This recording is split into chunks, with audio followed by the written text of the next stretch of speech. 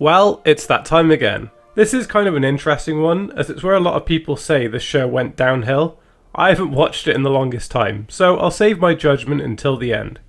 Much like the previous entries, I will review each episode in chronological order and give a ranking at the end. I won't include any crossover episode bar the one from The Flash in the overall ranking. Right, without further ado, let's say hello to Savitar and The Flash Season 3, shall we?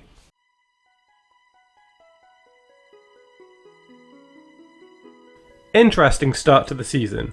I think the opening action was the right way to start it. I mean, we get our first on-screen appearance at the Rival. He's a fun recurring villain, and I kind of wish we saw more of him over the show. I also think it's a solid beginning for Kid Flash. While blurred, it's still very obviously Wally, which is a good allusion to his future appearances on the show as the Kid Flash.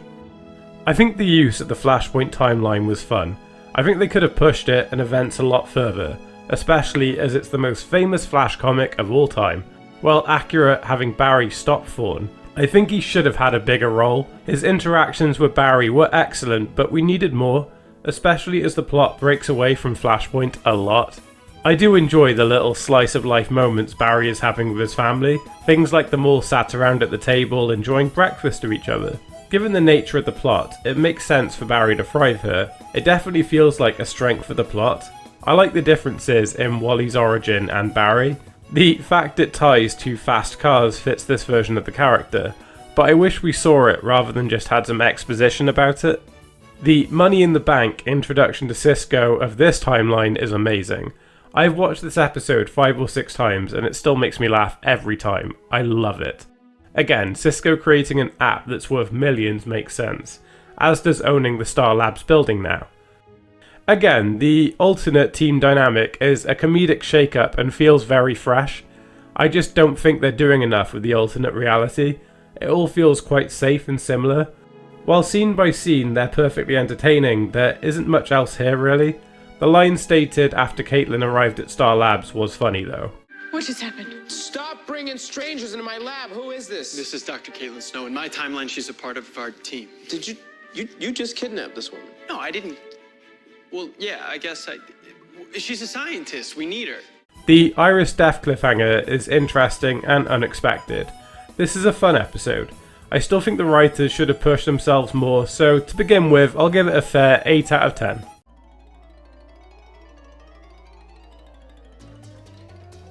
This episode was intriguing.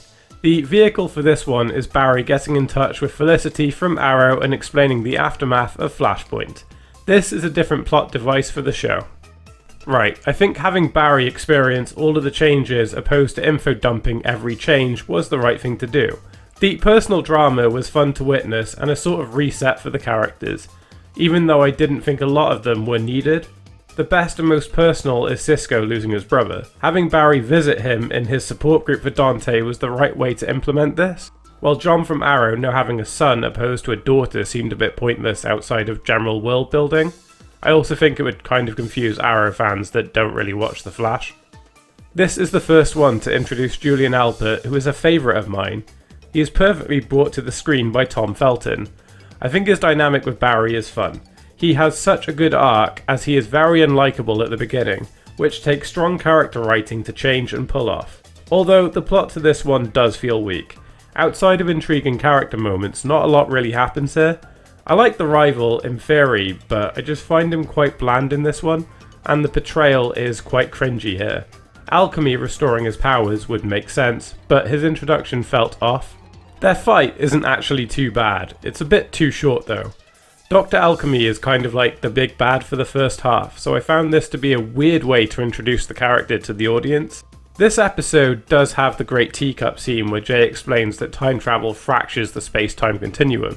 Not only is this a great metaphor, but the visual for the outcome is also really great. Barry and Jay's dialogue and dynamic are on top form here. The death of the Rival is a good build-up for Savitar, especially as the expectation would be Dr. Alchemy instead. Not the best episode, but I have seen worse, so again, 8 out of 10 is fair enough.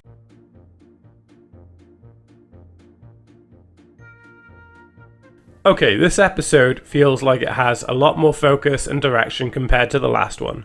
So much like the episode implies, this one focuses on Magenta, a young metahuman with a split personality. When in an emotional state, like dealing with the abuse from her stepdad, Magenta comes out, a girl who has psychic powers and is a formidable opponent. Much like the previous, she was given her powers from Dr. Alchemy. I quite like her as a character, and I do understand why she does what she does. Her foster dad is horrific, though murder is a step too far. But she is just a broken kid and very rootable as a character. Wells and Jessie return in this episode. Jessie has now got her own speed powers, which Harry isn't happy about. This is very much the origin for Jessie Quick, a character that I wish had more screen time as she's quite a fun character. I think Barry's reliance on another person is a good plot reasoning for Jessie to get involved. It does a lot for Harry too, as he becomes okay with it and actively encourages her by the end. This season really seems to be pushing team-ups, and I'm all for that at the moment. Wally is kind of annoying in this one, I won't lie. I get that you would feel disheartened after seeing Jessie's powers, but he becomes closed off and kind of an idiot here. I do also think they stretched Wally getting his speed for too long. He probably should have had it by now. It was nice seeing Jessie and Wells again, especially as the season doesn't have its main Wells yet. This one is also starting to push the romance between Barry and Iris, which is fine. Even though I don't really like them together, it makes sense for it to begin here and follow comic chronology. While aspects were better, I think the subplot let it down quite a bit. This one is decent, but I'll give it 7.5 out of 10. That seems right to me.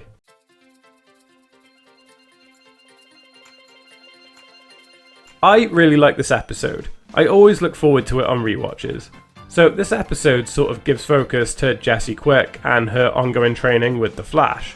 We see her learn to utilise her speed abilities and to overcome big obstacles like both Mirror Master and Top, who are threatening Central City in this episode. I also think she is one of the better sidekick standing characters alongside Barry. I think her and Grant just have great on-screen chemistry, so the dynamic is that much more believable.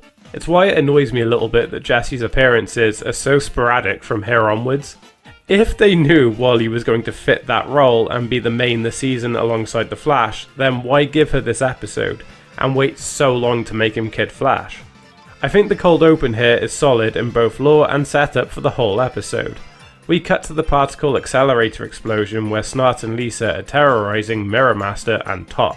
I think it's a nice piece of world building and establishes their motive here is vengeance and taking the city for themselves, which is fitting and works for an episode of the weak plot. It's a nice nod to the Rogue title as well. While I did find the resolution via the use of mirrors in a loop to be an entertaining way to stop the villain. The subplot about Joe and Barry not being comfortable with the fact that he and Iris are now a couple is kind of weird. Again, if the writers knew that Barry and Iris were the endgame, then why set them up as siblings before the romantic pairing? The awkward conversation Barry had with Joe was amusing and fit the Flash's character perfectly though. But again, this plot literally exists because of the weird decision to have Barry and Iris portrayed as adopted siblings at the beginning. This is the episode which introduces H.R. Wells, who is objectively my favourite version of the character. He is just so amusing to watch on screen, and the actual meeting is so funny. Greetings, Earthlings. I'm just kidding, I don't really talk like that.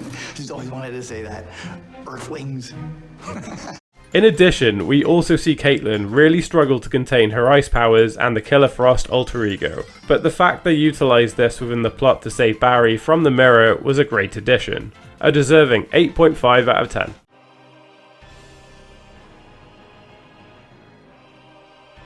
This one was just alright. Compared to the previous, it was slower. So, much like the last episode, this one fuels the whole Caitlin embodying Killer Frost storyline. We see her reach out to her estranged mother in the hope that she may be able to help her deal with all of the issues she's been having.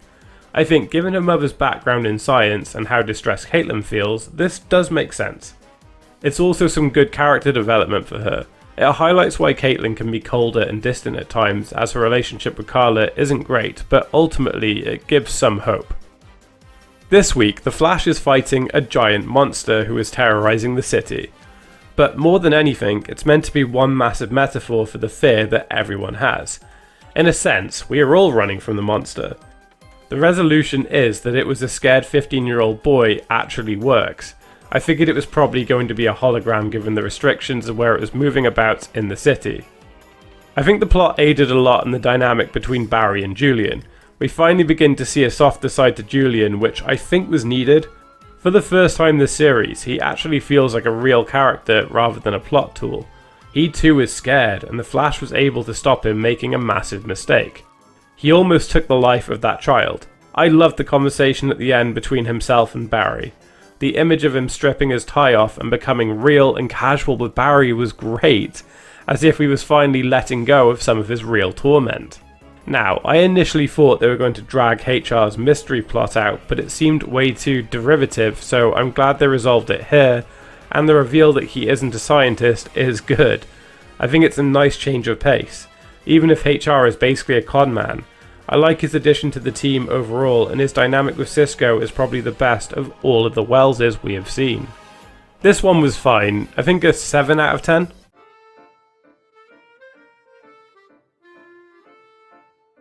The cold open to this one was fun. So the episode just opens up from here completely. We see the same version of Kid Flash from Flashpoint at the beginning of the series. Wally narrates it and we see him dashing around the city saving people. He even uses the title of Kid Flash here.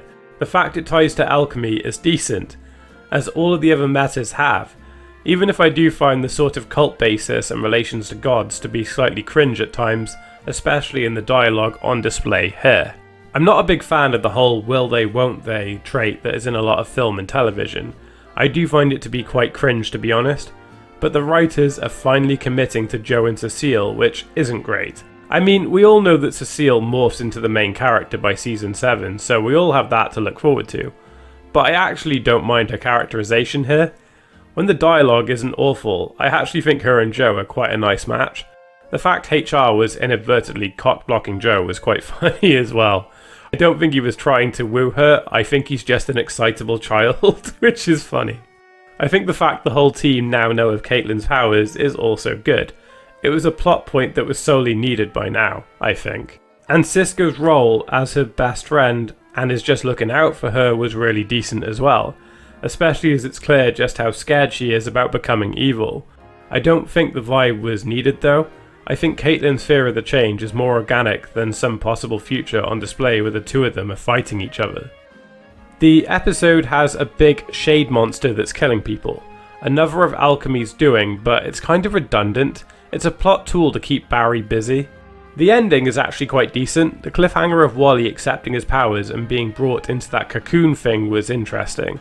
The reveal of Savitar was also decent. I feel the Red Death plot tried to replicate it, but didn't do it as well. The fact only Barry can see the God of Speed was a good choice, I think. Especially given that Savitar was caused by Barry in the first case anyway. I think an 8.5 is fair for this one.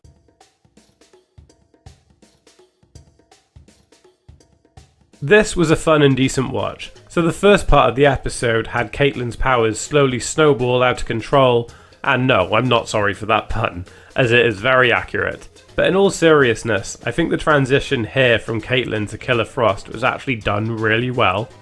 I think the fusion and sort of balance of the two states was done very well. So she kidnaps Julian and makes him search out an algorithm for ties to alchemy and Savitar. She does this in the hope that she may be able to remove her powers. Fundamentally, she is still just so scared. Joe is terrified by the fact that Wally hasn't emerged and how they're all in unknown territory. As a desperate father, it would make sense for Joe to feel like this. I do like that he opened up to HR, even if he just has no idea. I love how keen he was to hang out with Joe despite the tense and serious situation. He just has no tact, and it's so funny to watch. He is definitely different from all the other Wells so far. Julian's position is interesting here. Naturally, he would be scared of Killer Frost as she threatened his life, and again would be baffled by why the Flash isn't attempting to stop her. I do think he would have better understood the situation if he just listened to what the Flash was trying to say to her. Barry knocking him out was funny and quite satisfying to watch, even if Julian is really starting to grow on me as a character at this point. The elephant in the room, Dante's death. I knew this plot point and contention was coming soon, but I couldn't remember what caused it. I mean, while I think Caitlyn was being harsh, I don't disagree with what she was saying. Fundamentally, she was right. All Barry did was meddle and it caused problems for others. It makes sense for him to want to see his parents again, especially after Zoom killed Henry, but there were repercussions. Savitar destroying the Flash at the beginning felt very derivative of Zoom, and it was done a lot worse here. Wally emerges and actually has speed powers. If they weren't going to commit to Jesse, then they should have just done this from the start. And it was so obvious Julian was alchemy. His absences revealed it episodes ago. I did enjoy this watch though. I think another 8.5 out of 10 is deserving.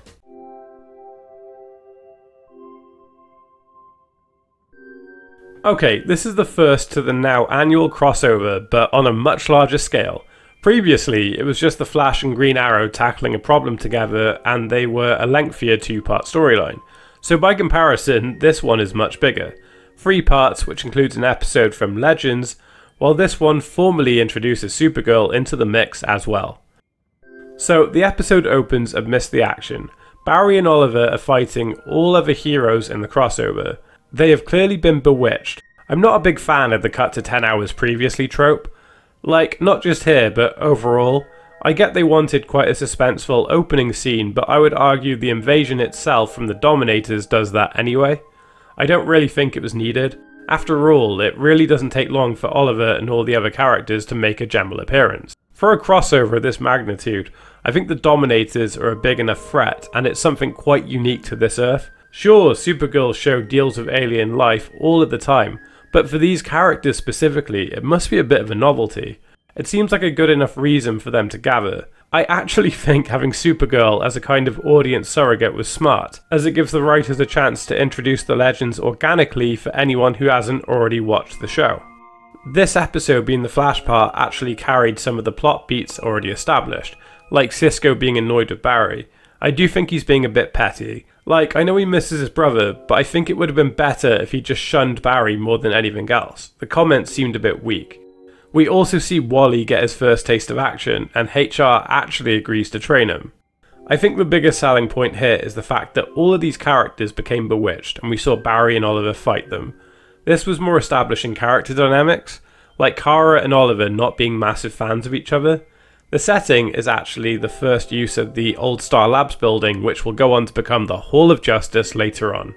The cliffhanger of Oliver and other heroes being abducted was great. I think a solid 9 out of 10 seems right for this episode.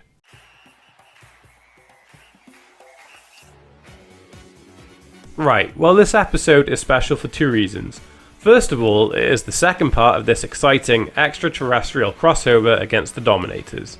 It is also the 100th episode as Arrow, and they for sure celebrate it. So, Oliver, Sarah, John, Thea, Ray are all placed in a dream state where they share and occupy the same reality. It's the night before Oliver's wedding to Laurel. I think as far as a basis goes for a celebration episode, this is fine. Again, I'm not a big fan of the dream trope.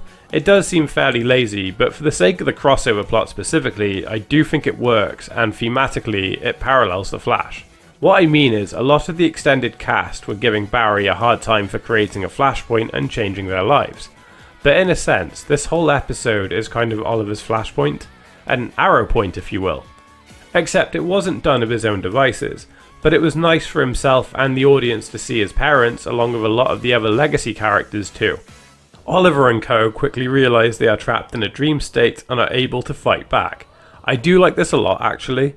I think the camaraderie shining through was nice to see. I like a lot of the changes in this world, like Diggle being the Green Arrow, or the fact that Felicity and Ray are together, which is a long teased thread, and they delivered on it. The real world, we see Barry and Kara team up with an extended Team Arrow, which was unique and a cool thing to see. I understand why Renee would be cold and uncooperative towards Barry and Kara.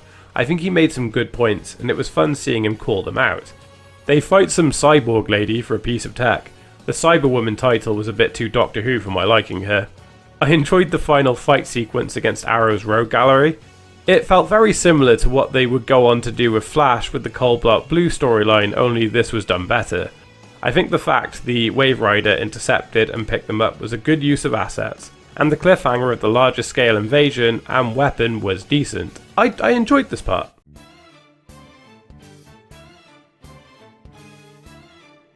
Here we go then, the final part to the big invasion crossover. This time it is dedicated to an episode of DC's Legends of Tomorrow. So it more or less picks up where it ended last time. The Legends bring the Wave Rider back to Earth and try to figure out what the next move will be. They land on time travelling back to the 50s so they can capture one of the Dominators and get some intel on them. I found it quite amusing just how happy Mick was to go after one of these aliens, and how much he was relishing in attacking and kidnapping one. He was clearly in his element. While we're on the subject, I just found him to be generally amusing across the whole plot actually. His one-liners just cutting through. We continue to see the sort of conflict between Oliver and Kara, one which will grow and evolve across all future crossovers from here. I did think, at this point, it was kind of a stretch for Oliver to really want to push for a sense of normalcy. In doing this, he tried to push Kara away and not utilise her in battle, which he quickly realised was a mistake. So the Dominator's plan is to kill all meta-human life on Earth as they see them all as threats. This is due to the fact Barry went back in time and created Flashpoint. I do think it's a bit stupid to continue trying to have repercussions, and it seems a bit lazy on the writer's part, but we'll have to roll with it. Barry naturally decides to give himself up in order to save the others, which isn't a shock. I did like the moment where all of the Arrowverse heroes stood together and told Barry no, even if Mick did kill the moment with a funny one-liner. I don't like you, but when you got a crew, you don't take a hit for the rest. It was actually pretty inspiring. I mean, up until the point that Mick compared us to a bunch of criminals, but... This also restores Barry and Cisco's friendship. He realised that by travelling in the Wave Rider and saving an alien, he caused some of the issues. He basically did what Barry did, so they make amends here. I do really rate the set designs for the ship. They felt like Wraith ships from Stargate Atlantis, and that put me in a good mood. The episode ends with a fun fight sequence of all the heroes against the aliens, while Barry and Kara race across the globe putting those pain devices on the aliens. Slightly savage, but I guess it is what it is. During this conflict, Sarah pilots the Wave Rider with the help from Firestorm. They break the bomb which will kill all meta life on Earth. It was an alright conclusion.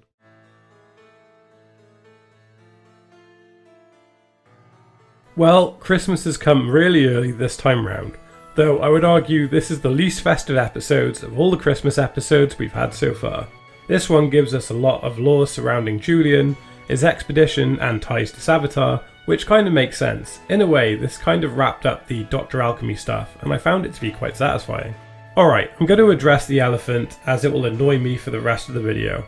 Alchemy's magic rock is called the Philosopher's Stone. Are they having a flashing laugh? Tom Felton, known for portraying Draco Malfoy in Harry Potter, and that's what they went with. Like, sure, it exists in the comic universe, fine, but they went with Felton for Julian.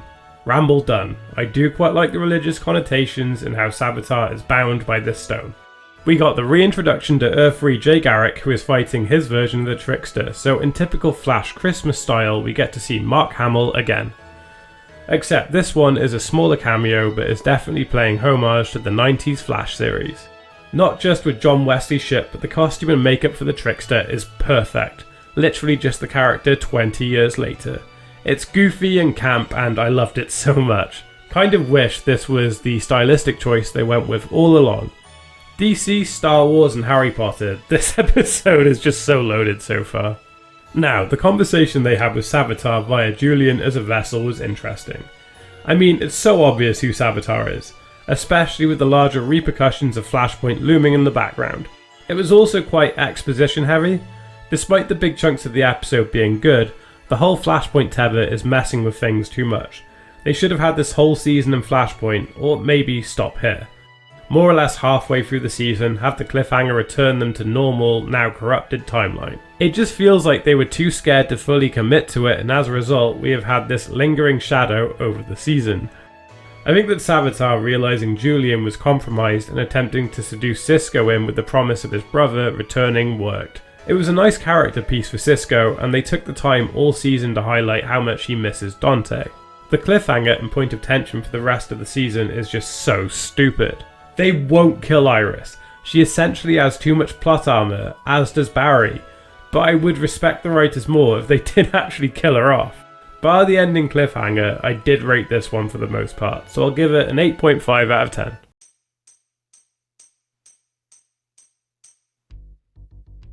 Right then, so I really rated the cold open actually. I kind of like these smaller moments where we see the Flash and others, in this case Wally, take on smaller issues like the fire in the building. It's a good reminder that the Flash and his team do so much more than just stop metahumans, so it was a nice little slice of life piece. This is the episode where HR fully launches the Star Labs Museum, a plot point which I often forget happened. His point that he presents to the team does make sense though. They will need some income to keep doing all the things they are doing, so having this operational museum works. I also like that Barry asked for HR's advice on time travelling to the future, as it was a focal point of one of his novels. But I do think Cisco was too harsh on him here. I know it is ultimately addressed in the end, but still, he was too mean. The hologram, however, was funny. All that science! I like the arc Caitlin has during this season, and it is honestly the high point for her character actually. I think the struggle she faces was good. It's a good means to have Julian join Team Flash officially. I don't like the future reveals though, like the fact we now know Killer Frost will go rogue again, or the fact it is literally now just a checklist of things for them to do in order to stop Savitar killing Iris, which won't happen anyway. But on the whole, it undermines the best arc Caitlin has on the show, and that is really annoying. Like, we know how butchered a character gets down the line, but the less said about Keone the better. Speaking of the whole Savitar thing, I hate that the whole back half becomes about Savitar killing Iris. She has too much plot armor to die, and the possibility doesn't even work on a first watch. If it were like Joe or Julian, then I think there's some more possibility, but it just becomes so narrow and pointless. Especially with the checklist of events, it just becomes waiting for one of them to become a roadblock, and as a result, this season loses its momentum very quickly. Like, this one for example introduces Plunder, who is tied to the initial future event that Barry saw last episode. A lot of possible direction is gone. It just feels like quite weak storytelling for an arc. This episode felt quite messy without any real direction, so I'll give it 7 out of 10.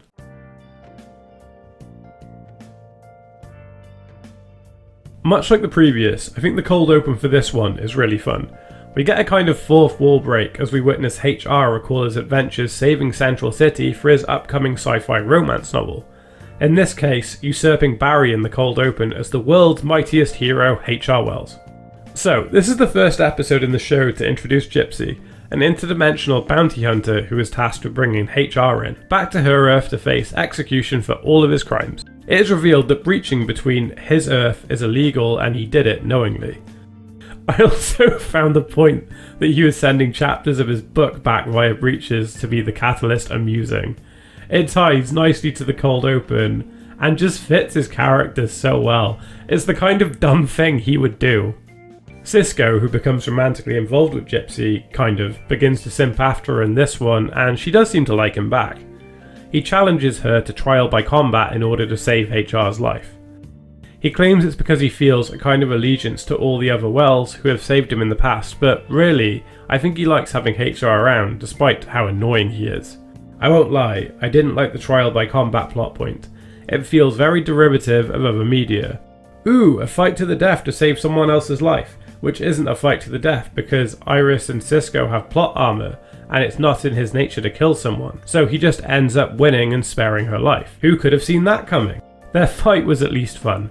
I enjoyed all of the different references to other Earths in the multiverse, like the fact they ended up in Catco on Supergirl's Earth. Wally begins receiving more recognition as Kid Flash. Him saving a group of cheerleaders who loved him was funny, and he seemed to enjoy the attention, which is fair. This leads to Iris requesting his help so they can take down an arms dealer. She wants to feel like she made an impact on the world just in case she dies in a few months. I thought the subplot was a bit cringe, but I guess it relays nicely to the idea that Wally may be fast enough to take down Savitar, so it is what it is. This one had more plot structure than the last, so I'll give it a 7.5 out of 10.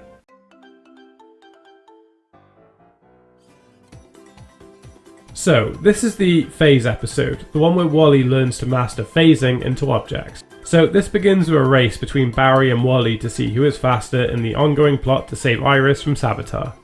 The pair of them are more or less neck and neck up until the end of the race. This is due to the fact that Wally can't phase through objects yet, which is essentially the main focus of this episode.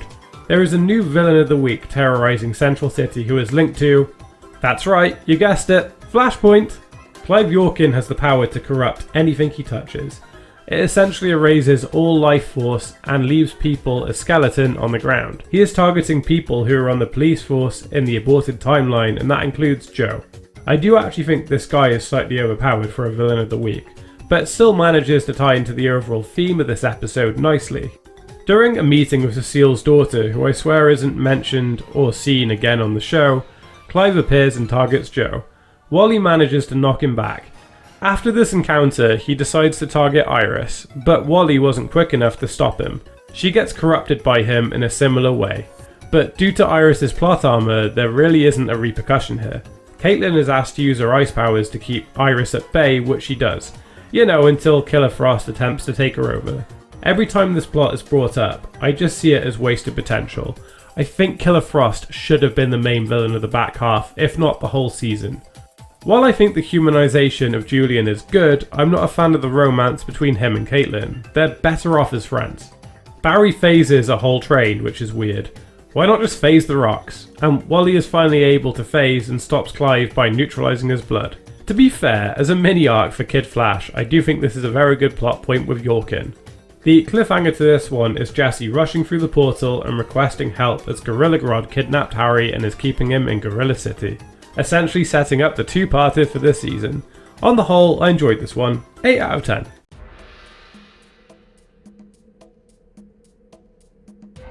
Well, the Flash and co decide to head back to Earth 2 in order to save Harry from a bunch of angry psychic gorillas in Gorilla City. So, the team arrive and Grodd alerts them to Solovar's plans to head to their Earth and attack Central City. Grodd claims that if the Flash can kill him here, his plans will stop. But Barry, who won't kill, strikes a deal with Solovar that if he's able to defeat him in battle, then he will let them all go. Otherwise, he will kill them all in horrible ways. Just the typical kind of Flash plot. During this fight, Solovar quickly takes the lead, and no matter what Barry does, he can't even get close to taking down this formidable opponent. I actually quite rate the fight scenes here and slow motion visuals to further illustrate this. It's quite clear the whole CGI budget for the season was being used in this two-parter though, which is fine. After taking the leader Solovar down, the team learned that Grodd was manipulating them so that he could take back control. That his plan was to Flash in order to get back to their Earth so he could terrorize Central City. Just some crazy monkey business then, and something I feel the team should have seen coming. Even on the first viewing years ago, I called this being the twist. They managed to escape and get back to their Earth believing that they had prevented the guerrilla warfare on Central City. This once again pushes Caitlin and Julian, another plot point that I absolutely hate. Just have them be close friends. Not only do I not believe them romantically, but this is the third time Caitlin has had a love interest in a row. Just let her be Killer Frost and make her the main antagonist. Speaking of romantic tension, Jesse is annoyed that Wally hasn't been chatting to her because he's been preoccupied with his powers. In order to remedy this, he suggests that she moves to this Earth so they can be an item together. Jessie is hesitant though, as she doesn't want to leave her dad, especially after the ordeal he has faced being taken prisoner by a group of psychic gorillas.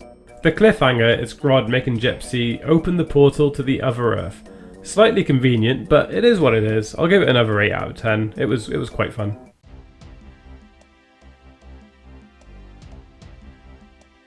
So, this was the slightly lackluster conclusion to the Gorilla two-parter and the exciting return of Gorilla Grodd.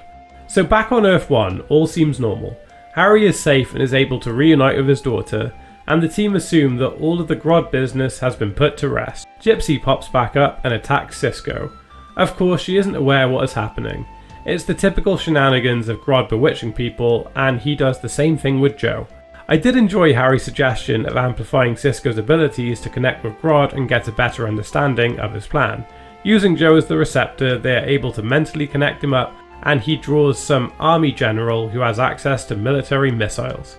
I mean, in a way, I do think those weapons are a good way to add stakes to the plot, but it really doesn't go anywhere interesting. Barry quickly stops it with seconds to spare, and that's just sort of it. I mean, I also really dislike a countdown as a plot device. I think it's quite lazy and overdone, to be honest. I think the moral dilemma presented here is intriguing. Barry believes the only way to stop Grodd is to kill him. Grodd is very powerful and has the backing of a gorilla army. The belief is that if he falls, the other gorillas will concede, which is probably true to be honest, but it is a hard position to be in for sure. I do like that Harry of all people was the one to talk Barry out of doing this. It was a nice character moment. Speaking of Harry, it felt very in character for him to lie to Wally about his health in order to stop Jesse from moving to this Earth with him.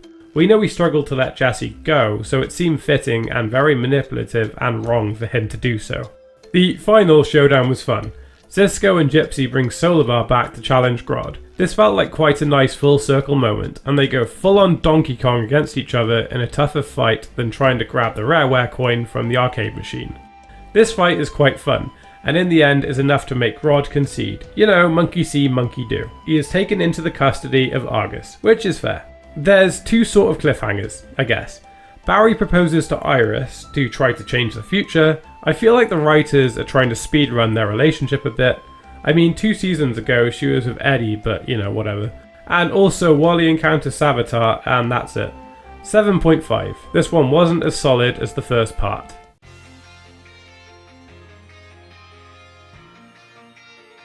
Well, this is it, the episode where Savitar escapes. We still don't know who he is yet, surprisingly. I do think it's a bit dragged out now though. The cold open was fun. We see Wally is finally fast enough to stop Savitar at the beginning. He just about does it. But Savitar doesn't seem that impressed. He keeps coming to Wally and even steals his mother's face to mess with him and manipulate him. He pushes Wally to go and confront him. He takes the last bit of the stone which Caitlin kept and finally challenges him face to face. Of course, Savitar had planned and predicted this and essentially swaps places with Wally, trapping him in the Speed Force prison while badly injuring Barry. I think they were trying to do another Enter Zoom type episode, but this one just isn't as good. I found it a bit dumb when Wally was being attacked by Savitar and Barry was like, "Who is it, Wally? Who the Flash do you think it is?" Barry knows this is what Savitar does. I don't know why he was so confused by the interaction, but I did like the positioning between Barry and Savitar on screen from Wally's point of view. It's a good nod to the dumb reveal to come. Wally discovers the reasoning behind Barry's abrupt proposal was because in the future Iris doesn't have a ring, so it was another attempt to try to change the future, which Iris is not impressed by, and that's understandable in my opinion. Barry sees that Iris has no ring and walks away. I like this and wish it stuck for a good season or more, or even until the end of this one, but in like 2 or 3 episodes time this is reset, so that's stupid. I also thought it would have been funny if Joe didn't approve of the engagement and was like, no, this isn't happening. I actually quite like the scenes where Julian is the vehicle for Savitar to confront Team Flash. I do find the God stuff a bit cringe now, but the actual conversations were fun enough. However, there is so much more detail in what he's saying to Team Flash than the audience may believe on the first watch through. Once you're aware of who Savitar really is, then it's so obvious. This dialogue and his knowledge of characters and events make it painfully obvious who he is. This episode was a bit messy with various plot points, but I like that the story is moving again, and I found the fight scenes and interactions to be engaging. I think an 8.5 out of 10 is a fair score for this one.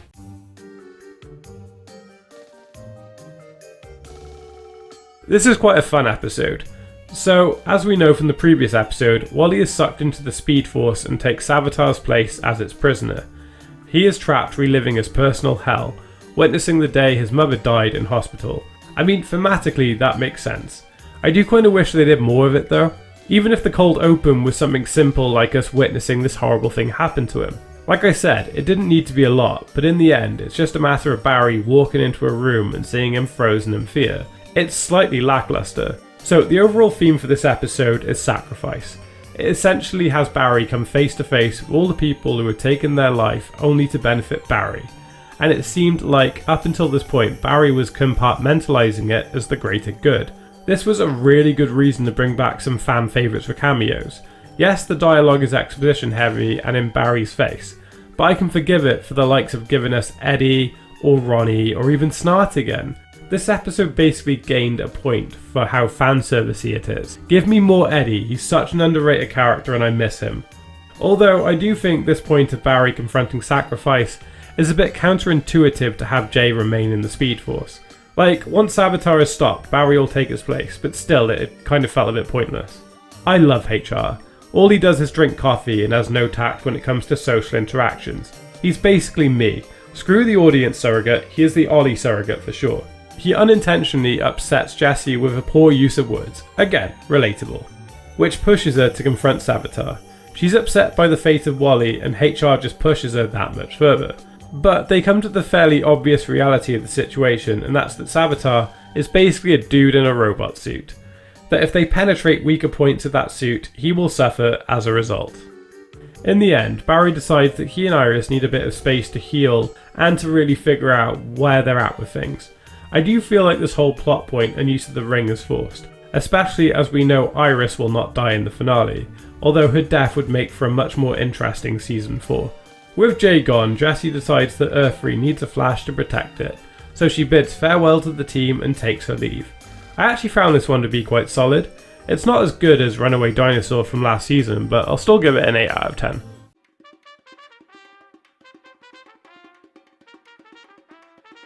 Right, I knew this would be coming soon. So this is the other sort of crossover of the season, but not really. I mean, it's kind of a weird one. So both Grant Gustin and Melissa Benoist, who play the Flash and Supergirl, appeared in the TV series Glee, as did the villain of this one, Music Meister. It feels like an excuse to have a mini Glee reunion and get these actors singing some songs. To be fair, I do like the tunes on offer here. So, the Music Meister traps them in a musical of their own creation and says if they die in here, that's it. So, Barry and Kara must navigate this musical wasteland in order to find an exit. I did find a lot of the plot points to be very forced and on the nose, like Iris and Manel being an item. Both the main significant others are dating each other here. I wonder where this could be going.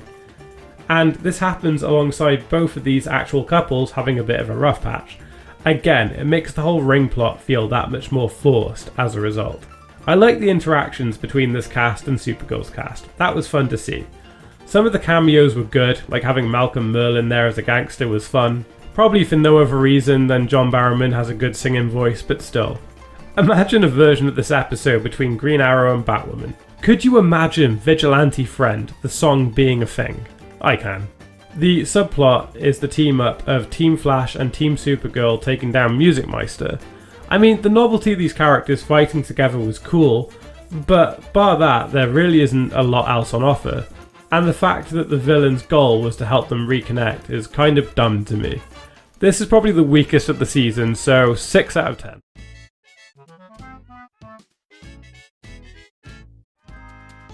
So, the cold open to this one was fun and right to the point. So, the futuristic supervillain known as Abracadabra trapped some dudes in tanks which were filling with water.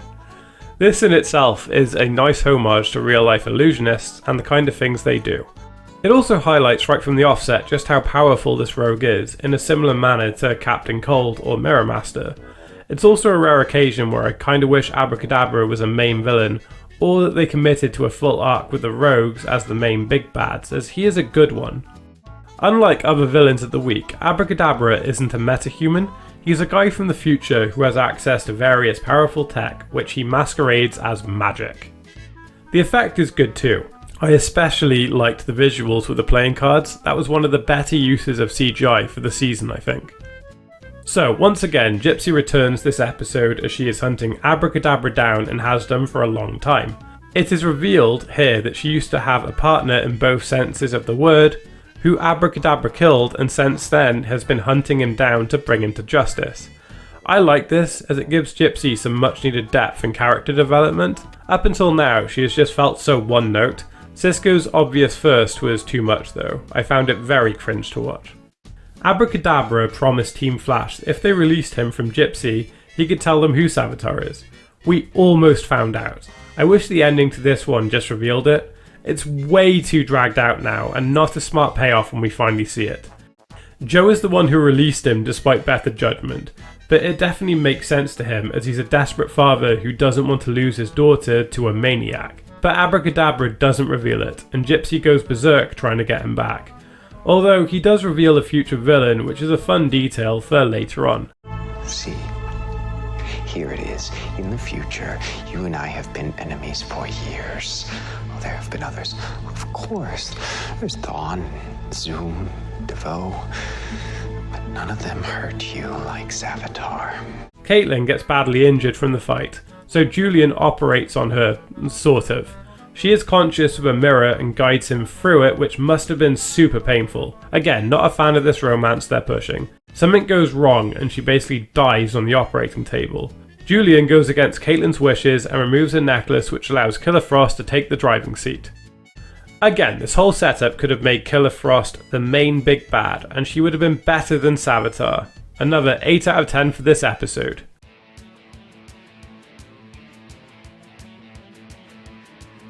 So, as the previous episode stated, Barry will be travelling to the future in order to learn as much as he can about Savitar to get a head start.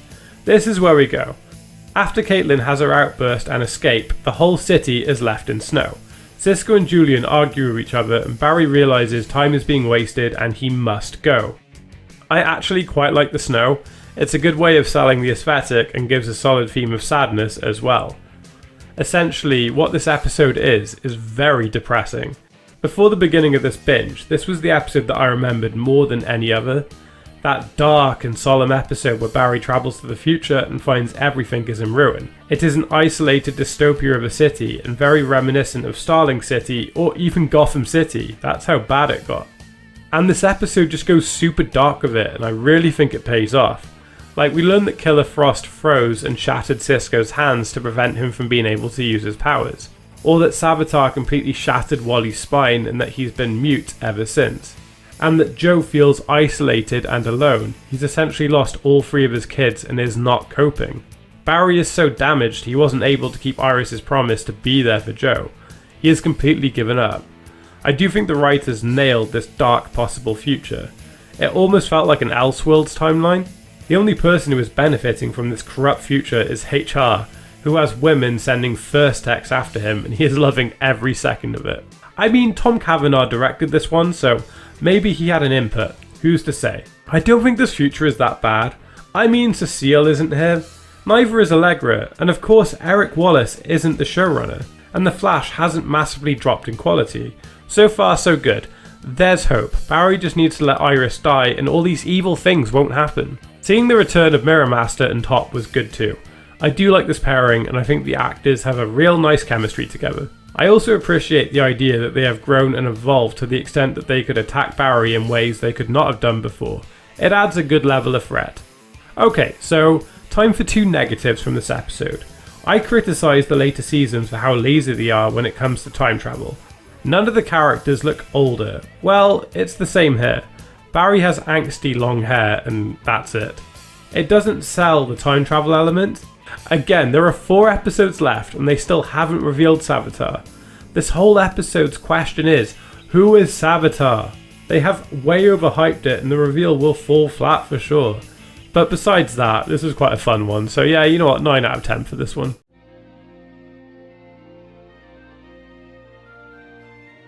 Okay, so here, the team hunt down that Tracy, the scientist who in the future creates the device which traps Savitar in the Speed Force. The only issue is, she originally did it 4 years from the present day, but the team are adamant about finding her and changing the future, for the sake of Iris. I don't like this plot point so much, but I digress. Savitar, who has obviously experienced all of this before, knows what the team are planning and tries to put a stop to it himself.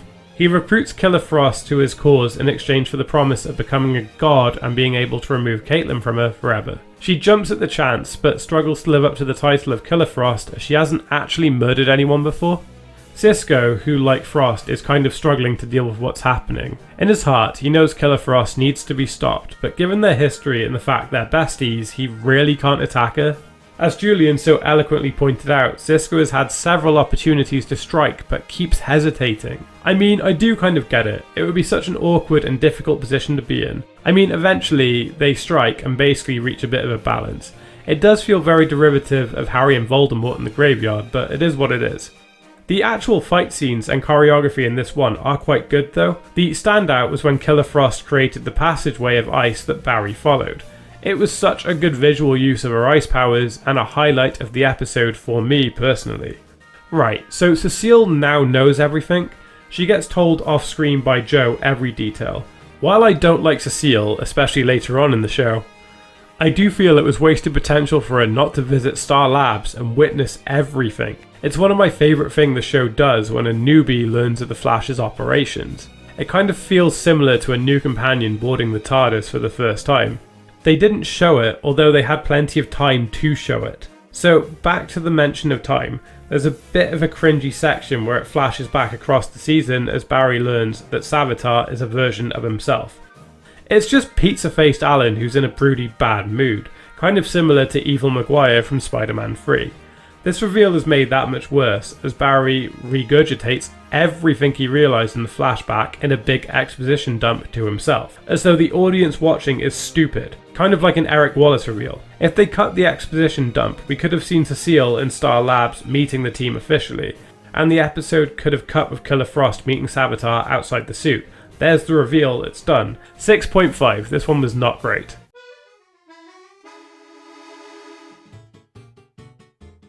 Right, so this episode felt quite gimmicky and comical to me, which is weird given that we are quite literally in the home stretch now. 2 episodes left after this one, so the stylistic choice was slightly bizarre. So think back to the end of the last season. There was a gimmicky episode where Zoom took Barry's powers, so he was living a normal average human life. Well, in this one, Barry loses his long-term memory and essentially suffers amnesia, which is what it is. But the cute little detail is Savitar loses his powers too. I think there's a really interesting concept here, and one which was sadly missed. If it had focused a lot harder on the effect it was having on Savitar and dropped a lot of the tedious couple stuff we see, it would have been so much better. It kind of feels a bit like an alternate take on the pilot. Barry learns of his powers and his life with Iris and decides he wants to be a hero. Although, the way Barry's powers finally kick in is kind of weird. After kissing Iris, they activated. So I guess if Barry is thirsty, it triggers his super speed? As you can expect, the status quo did reset at the end as the team restarted Barry's central lobe, which is fine, but I did find the cut to Savitar claiming he can remember to be quite cringy. Like I said, imagine this story but from Savitar's point of view, and it's immediately better, especially the audience see a lot more of Barry's natural light. I think it would tie their existence together a lot more coherently and actually flesh him out a lot more.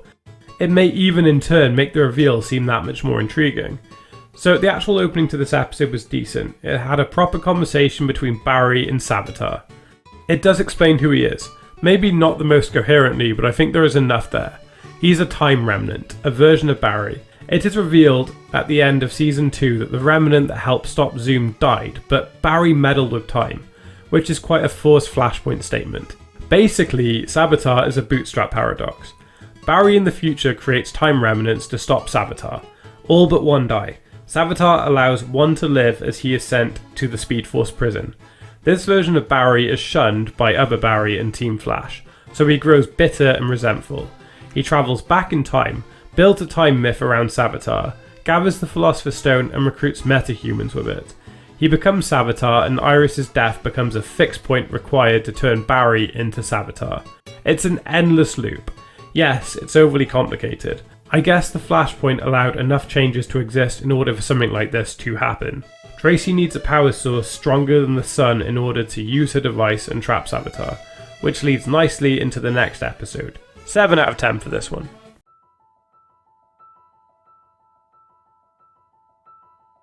This is another absolute gem from the season. There were a few episodes I had in mind before doing this binge, and the heist episode was for sure one of them. Right, so as we know from the previous episode, Barry needs the power source stronger than the sun in order to fuel the weapon to immobilize Savitar. Some of the Dominator's tech from the crossover is being held in an Argus facility, only Lila won't let Barry have it due to strength and importance of it. Barry feels like he has no choice but to break into the most protected fortress on the planet and take it. But he has never done anything like this before, so he recruits Snart in the past before his death on Legends. I like this, not only because I think Barry and Snart have such good chemistry, but this is a lot of fun. It also pays off the idea that the show has had for a while about Snart being a good person with a real compass.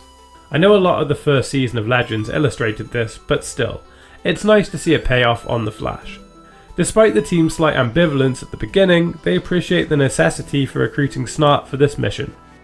During the mission, Barry disguises himself as Lila using HR's transmodulator technology. This was actually a really organic way to reintroduce the plot device to remind the audience of what it is. As we all know, it'll come into play in the finale shortly. I also found the way Barry and Snart bounced off each other to be really great, along with the fact that Barry was beginning to break and the darkness take over. I think Snart did a really good job of grounding him and reminding him of who he really is and what his core values are. Not to mention his incredible shark speech, which had me in stitches. Most sharks are cold-blooded, but the great white shark, like our friend in there, is partially warm-blooded. He's susceptible to cold. Never strays into water colder than 53.6 degrees Fahrenheit. If we lower the temperature in that room to 53.5 degrees, king shark should fall asleep like a little baby. Or you can go ahead and kill him and prove what a badass you are. So Joe and Wally move Iris to Earth 2 in order for it to be placed under Harry's protection, which again is a nice way to reintegrate this Wells into the series. To be honest, Harry had more appearances this season than I remembered. Only HR's lack of tact ruined things as he told Savitar where Iris is. This leads to HR questioning his position and feeling guilt for what he did. I mean, they have been alluding to this lack of purpose for a while, but this does feel slightly forced, especially considering what he does. The weapon fails due to Savitar having the Philosopher's Stone, and Iris gets murdered at his hands, leaving Barry in a state. This is a great penultimate episode, 9 out of 10 for sure.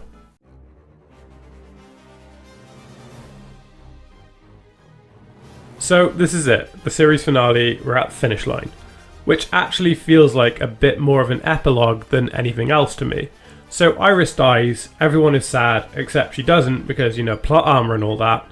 It's actually HR who heroically takes her place at Savitar's blade. The reveal to this moment was actually really good, and a lot better than the actual Savitar reveal. So make of that as you will. Drumsticks fall to the ground, and HR says, BA. It tells you all you need to without Iris or someone else stating it's HR, which I fully expected to happen. It's quite poetic actually. We see a little flashback where HR tells Iris that he messed up and needs to correct it. He uses his transmodulator, the plot device which was set up once he first joined the team and paid off here. I actually think it's quite an emotional death, as is the funeral for the bestest Wells of them all.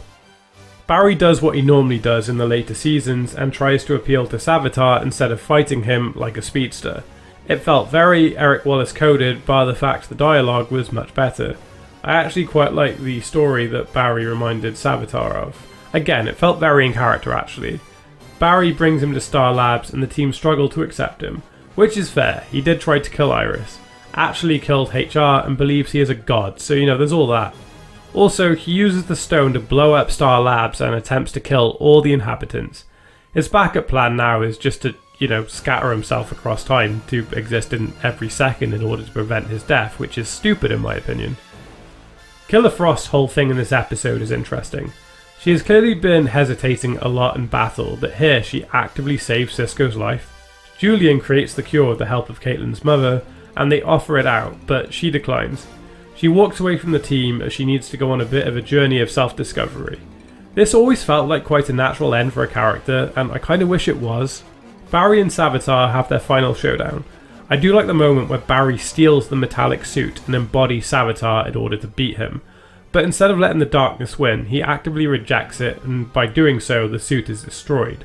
It was quite a powerful moment. Iris killing Barry before he faded was slightly on the nose, I think. Especially with the cringe dialogue to follow. Maybe Eric Wallace did write this one. The Speed Force is out of balance with Jay released as its captive, so Barry decides it's time for him to have his penance for everything he has done. The cliffhanger is him walking into the Speed Force with his mother and saying bye-bye to the team. Not the best finale, but I'll give it a 7.5 out of 10.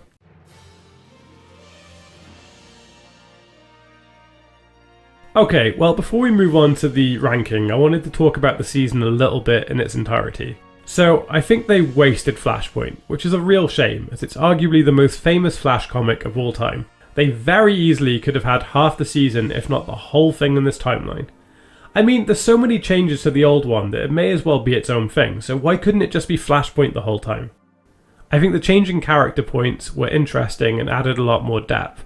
Cisco's pain at losing his brother and his feelings towards Barry, Caitlin struggling to keep Killer Frost at bay and looking at the lengths she will go, was a fun character change.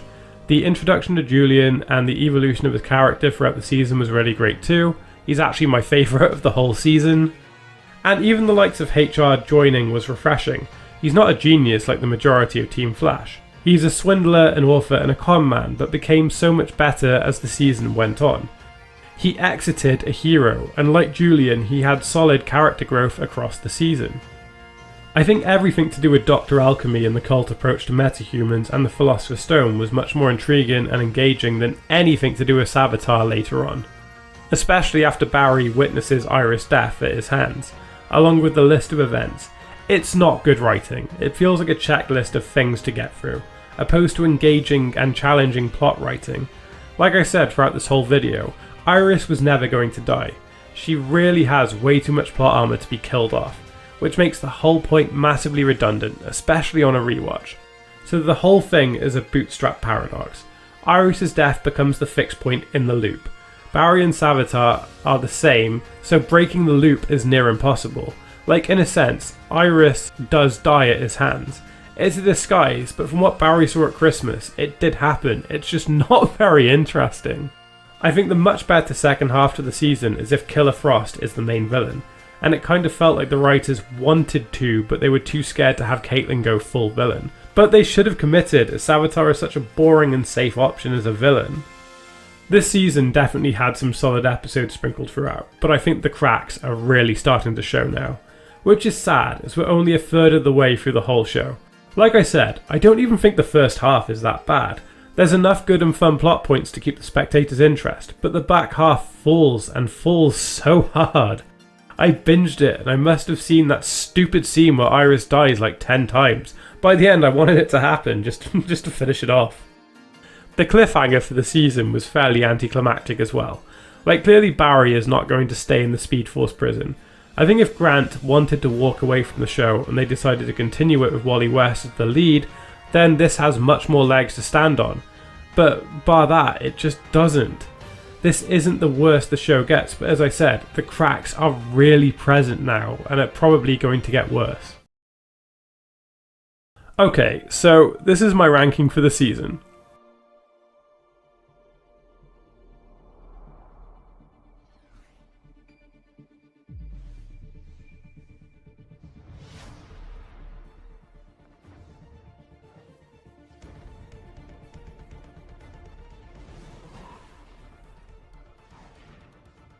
Well, that was The Flash Season 3. Quite a divisive season, but I'm glad I did it and will continue with the future seasons. What did you think of this one? I would love to hear your thoughts in the comment section down below. If you enjoyed what you saw and would like to stay up to date, then please hit that like button and subscribe. It will help my channel continue to grow, especially as we're getting ever so much closer to the 2000 sub mark.